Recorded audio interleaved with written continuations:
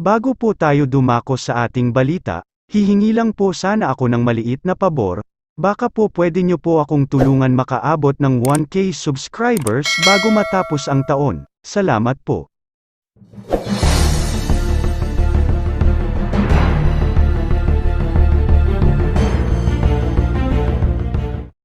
Walang naging problema ang box office director na si Cathy Garcia Sampana sa pakikipagtrabaho kina Catherine Bernardo at Daniel Padilla.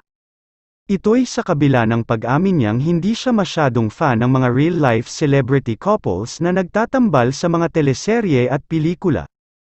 Paliwanag ni Direk Cathy, madalas daw kasing nagkakaroon ng problema sa shooting o taping kapag magjowa ang kanyang idinidirect na malaki ang epekto sa buong production. Pero agad namang nilinaw ng kapamilya director na wala siyang naging issue kina Kath at DJ sa ilang proyektong pinagsamahan nila sa loob ng mahabang panahon.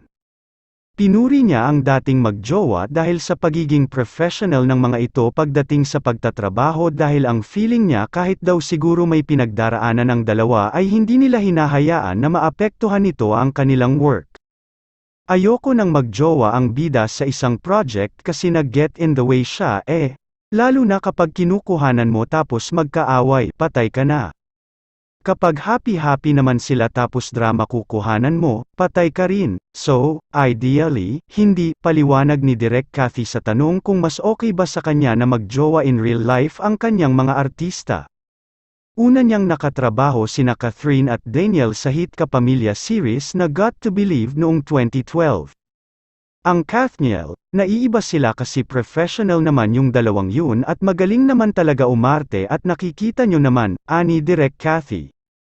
Despite na sila ay magkarelasyon, nakakakuha ka pa rin ng mga tamang performance, papuri pa niya sa naghiwalay na celebrity couple.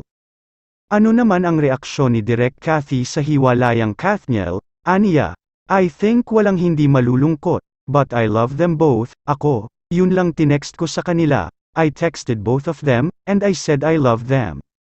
Nasabi rin ni Direk na open pa rin siyang gawin ang reunion movie ng Kathniel kahit pa nga naghiwalay na ang mga ito na pinaniniwalaang dahil sa third party. I am not closing my doors doon sa project na yun, kasi syempre, who wouldn't want a Kathniel movie? But maybe, pwedeng madelay, pwedeng mausag lang naman.